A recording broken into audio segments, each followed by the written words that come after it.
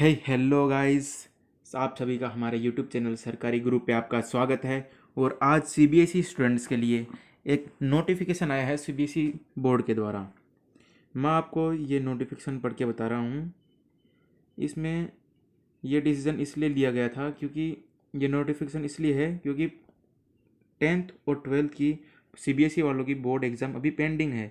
दिल्ली में 10th में north east east district में, और 12th की पूरे ऑल ओवर इंडिया में कुछ सब्जेक्ट की एग्ज़ाम पेंडिंग है, इसलिए ये नोटिफिकेशन आया है। और सीबीएसई बोर्ड में एक प्रॉब्लम फेस की है बच्चों ने कि बच्चे एक डिस्ट्रिक्ट को छोड़ के दूसरे डिस्ट्रिक्ट में गए हैं, इसलिए उनको ये प्रॉब्लम फेस हो रही है कि अब वो सेंटर का प्रॉब्लम आ रहा है। तो इसलिए मैं यहाँ पे सीबीएसई बोर्ड वालों ने एक सॉल्यूशन लाया है, वो सॉल्यूशन आप जानिए। देखो, ये पहला उन्होंने किया कहा है कि जो एग्ज़ाम होगी वो उनकी रिस्पेक्टिव स्कूल में ही होगी, ना कि जो सेंटर अलॉट हुए हैं उनके। तो वो ये ध्यान दीजिएगा कि यहाँ पे जो एग्ज़ामिनेशन सेंटर जो ऑलरेडी अलॉटेड था वहाँ पे नहीं होगी एग्ज़ाम, एग्ज़ाम अपने स्कूल में ही होगी। और सीबीएसई बोर्ड ने सेंटर चेंज करने के लिए कैंडिडेट को ये परमिशन भी दे दी है, तो आप अपने सेंटर को भी चेंज कर सकते हैं। अब इसके साथ साथ एक और नोटिफिकेशन हमें मिलता है कि scheme for conduct of examination, मतलब इसमें ये जो स्कीम है ये तारीख 7 जुलाई को ये एग्ज़ाम कंडक्ट होगी बच्चों की 15 जुलाई तक। और जो नोडल एग्ज़ामिनेशन सेंटर भी बनाया गया है हर डिस्ट्रिक्ट में, जहाँ पे सीबीएसई अफिलेटेड स्कूल्स होंगे उसमें से एक स्कूल एक नोडल एग्ज़ामिनेशन सेंटर होगा उन बच्चों के लिए जो दूसरे डिस्ट्रिक्ट से यहाँ पे शिफ्ट हुए हैं, उनके लिए होगा ये। अब हम आ जाते हैं eligibility for making request for change of examination centre. तो जो रेगुलर कैंडिडेट्स हैं, मतलब कि जो अभी पढ़ रहे हैं 10th या 12th, और प्राइवेट कैंडिडेट्स वो जो पिछली बार 12th में 10th में फेल हो चुके हैं और अब वो उनकी तैयारी कर रहे हैं। तो चलो मैं बताता हूँ। रेगुलर कैंडिडेट्स में होगा जो वो बच्चे जो हॉस्टल्स में रहते हैं, वो मतलब ये जो फैसिलिटी है उसको यूज़ कर सकते हैं। और वो बच्चे जो गवर्नमेंट द्वारा स्पॉन्सर्ड किए गए हैं, और students who have shifted from district of their school to some other district within India, मतलब इंडिया के अंदर ही एक डिस्ट्रिक्ट से दूसरे डिस्ट्रिक्ट में वो शिफ्ट हुए हैं, उनके लिए ये फैसिलिटी है। और दूसरे प्राइवेट कैंडिडेट में वही के जिन्होंने अपना जो डिस्ट्रिक्ट है वो चेंज किया हो, वो शिफ्ट किया हो एक जगह से दूसरी जगह। अब मैं आपको इम्पोर्टेंट कंडीशन बता देता हूँ कि कौन कौन बंदे इसको ये जो फैसिलिटी अवेल की है वो उसको यूज़ कैसे करेंगे, क्या कंडीशन होंगी। तो जो सेंटर होगा वो सेम डिस्ट्रिक्ट में चेंज नहीं होगा। पहले तो ध्यान दीजिएगा इस बात को, change in the same district will not be allowed. तो और जो दिल्ली है, दिल्ली में देखो भाई सभी को जो भी सेंटर अलॉट किया गया है वो वही रहेगा, वो चेंज नहीं होगा। जो examination centre from one district to, देखो यहाँ पे लिखा हुआ है from one district to Delhi to another district will not be permitted. तो ये एक सूचना मिली है। फिर और अगर बच्चा जिस डिस्ट्रिक्ट में गया है अगर वहाँ पे सीबीएसई एफिलेटेड स्कूल है तो बच्चा वहीं पे अपना मतलब कि सेंटर अलॉट कर वहाँ पे एग्ज़ाम दे सकता है, वो सेंटर चूज़ कर सकता है। अगर उस डिस्ट्रिक्ट में सीबीएसई एफिलेटेड स्कूल नहीं है तो उसके नियर बाई जो डिस्ट्रिक्ट होगा उसमें उसको वो स्कूल अलॉट की जाएगी, CBSE affiliated school for giving exam. और चौथी ये बात कि अगर कोई भी जो कंटेनमेंट जोन मतलब कि जो नियंत्रण में है, उन जोन अगर उन जिस डेट को एग्ज़ाम है बच्चों की अगर वो कंटेनमेंट जोन में आ गए हैं तो वो उनकी जो डेट जो प्लेस होगी जो सेंटर होगा वो चेंज हो जाएगा कहीं कंटेनमेंट जोन के बाहर। तो उसके लिए चिंता करने की कोई बात नहीं।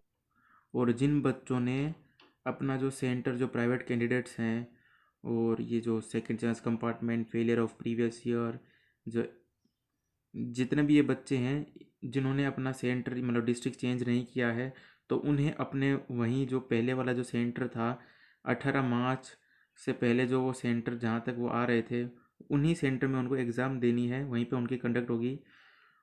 और और पांचवी ये न्यूज़ है, छठी, कि जो जो बच्चे सीबीएसई एफिलेटेड स्कूल में पढ़ते हैं आउटसाइड ऑफ इंडिया अब्रॉड, तो उनकी एग्ज़ाम कंडक्ट नहीं होगी। और जो असेसमेंट स्कीम, जो बोर्ड द्वारा जो भी स्कीम प्रोवाइड की है, उनके अकॉर्डिंग ही उनको नंबर दिए जाएंगे।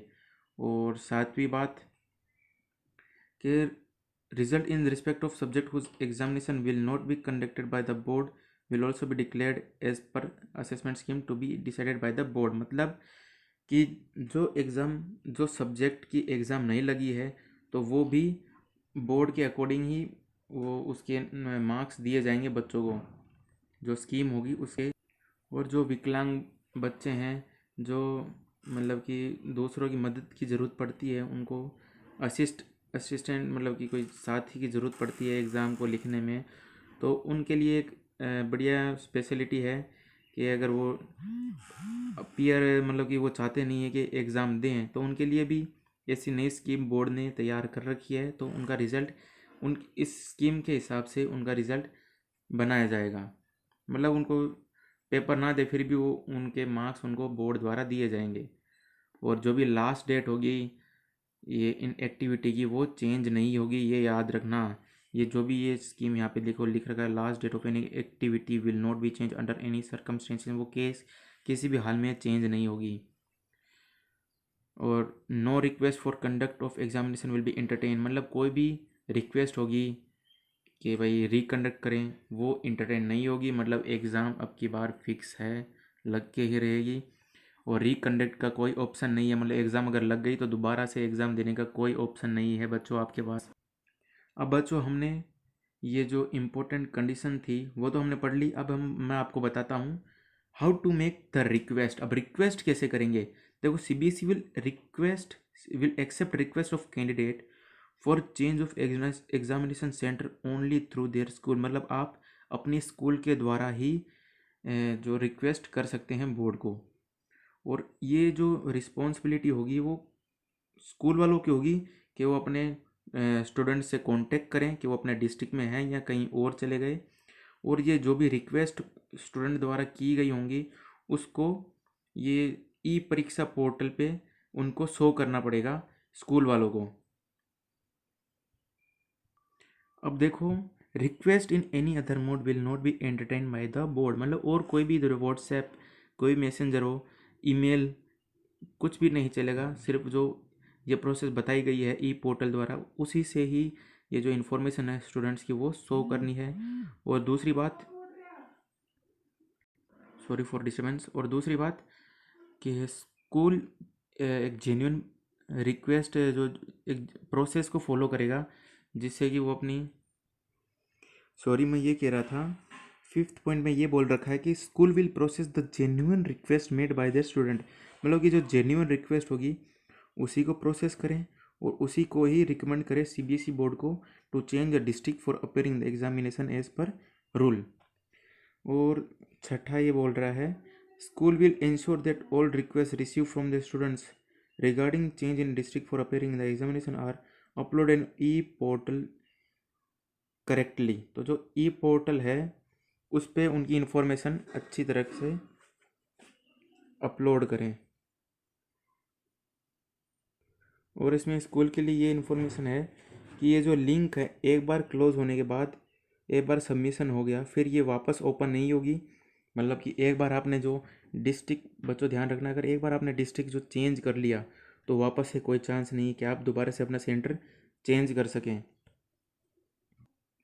और ये बच्चों की भी रिस्पॉन्सिबिलिटी है कि वो बताएं कि हमने हमारा डिस्ट्रिक्ट चेंज किया है, शिफ्ट हुए हैं हम, और हम एग्ज़ाम में रीअपेयर होना चाहते हैं। अब ये नीचे दिए गए ये सीबीएसई ये जो डिस्ट्रिक्ट हैं कंट्री वाइज, स्टेट वाइज दे रखे हैं, आसाम, गुजरात, जम्मू कश्मीर, जिसमें ये डिस्ट्रिक्ट है जहाँ पे एग्ज़ाम कोई सीबीएसई एफिलेटेड स्कूल नहीं है तो वहाँ पे एग्ज़ाम कंडक्ट नहीं होगी। तो इसलिए इसको भी ध्यान रखना। ये आप मैं आपको लिंक दे दूँगा डिस्क्रिप्शन में, वहाँ पे आप जाके डाउनलोड कर लीजिएगा ये सब। और देखो ये नीचे भी ये सब इन्फॉर्मेशन दे रखी है, मैं आपको बता रहा हूँ। और बच्चों ये बात ध्यान रखना कि कोई भी रिक्वेस्ट डायरेक्टली सीबीएसई बोर्ड को डायरेक्ट मत सेंड करना। ये इसके लिए आपको अपने खुद के जो स्कूल है उसी में कांटेक्ट करना पड़ेगा, वहीं पे रिक्वेस्ट सेंड करनी पड़ेगी। देखो यहाँ पे दिया गया है such request will not be entertain, तो आपको अपने स्कूल में ही रिक्वेस्ट को सेंड करना होगा। तो ये जो सीबीएसई खुद स्कूल वालों से बात कर लेगा, ये जो बच्चे डिस्ट्रिक्ट चेंज कर रहे हैं, स्कूल सेंटर चेंज कर रहे हैं, और फिर बच्चों जो भी आप जानना चाहते हो कि हमारा सेंटर कहाँ पे है, वो रिलोकेट हुआ है, तो उसके लिए एक ऐप आने वाला है, मोबाइल ऐप, जो एंड्रॉयड में ही चलेगा। वो हमें नोटिफिकेशन मिल जाएगा। यहाँ पे सर डेट दे रखी है, एग्ज़ाम सेंटर लोकेशन, देखो ये examination centre locator of CBSE. यहाँ पे देखो, यहाँ पे 26/2020 से ये मतलब कि ऐप चालू हो जाएगा। ये एंड्रॉयड में मतलब जून में 26 जून से ये स्टार्ट हो जाएगा। आप इससे यहाँ से अपनी सेंटर की लोकेशन देख सकते हैं। और कैंडिडेट को अपना जो पुराना वाला जो एडमिट कार्ड था वो भी अपने साथ ही रखना है। याद रखना, नया वाला एडमिट कार्ड और पुराना वाला दोनों साथ में रखना है। और एक स्कूल आइडेंटिटी कार्ड भी होना चाहिए, अगर जहाँ पर भी आप नया सेंटर है वहाँ पे जा रहे हो। और अब आता है प्राइवेट कैंडिडेट के लिए।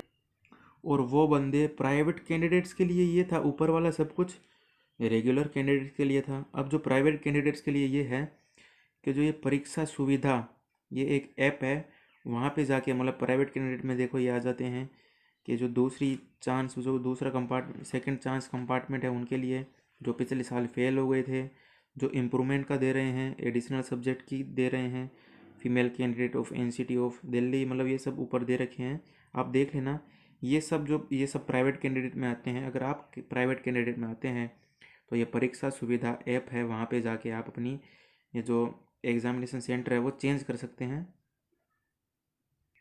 अब देखो बच्चे जो शिफ्ट हुए हैं अदर कंट्रीज़ के लिए, उनके लिए ये नोटिफिकेशन मिला है कि अगर वो कैंडिडेट इंडिया में किसी भी डिस्ट्रिक्ट में एग्ज़ाम देना चाहते हैं तो वो दे सकते हैं, अगर वो दूसरी कंट्री में शिफ्ट हो चुके हैं। और इनकी जो रिक्वेस्ट होगी वो उनके खुद की, मतलब उनको अपनी जो रिक्वेस्ट है वो उनके खुद के स्कूल में देनी पड़ेगी। और दूसरे कंट्रीज़ में एग्ज़ामिनेशन सीबीएसई बोर्ड द्वारा कंडक्ट नहीं कराई जाएगी, इसलिए आपको यहीं पे इंडिया में ही कंडक्ट कराना होगा अगर एग्ज़ाम कंडक्ट करानी है तो। मतलब इंडिया में आके ही किसी डिस्ट्रिक्ट में अपनी एग्ज़ाम देनी होगी। और यहाँ पे एग्ज़ामिनेशन सेंटर लोकेशन मैंने जो बता दिया, वो ऐप है, एंड्रॉयड ऐप है, जो एंड्रॉयड मोबाइल पे ही चलेगा। और हेल्पलाइन नंबर भी दे रखे हैं। और ये शेड्यूल एक्टिविटी चार्ट है, जिसको आप अच्छी तरह देख लीजिएगा। ये मैं दिखा रहा हूँ, पॉज करके देख लेना आप सब। तो चलो यहीं तक, और अगले वीडियो में मैं आपको ऐसे इन्फॉर्मेशन देता रहूँगा। तो प्लीज़ हमारे चैनल को लाइक करें, सब्सक्राइब करें, और अच्छा लगा तो आप कमेंट में कीजिए, जो हमसे जो गलतियाँ हुई हैं वो भी हमें ज़रूर बताइए। So thank you, good bye.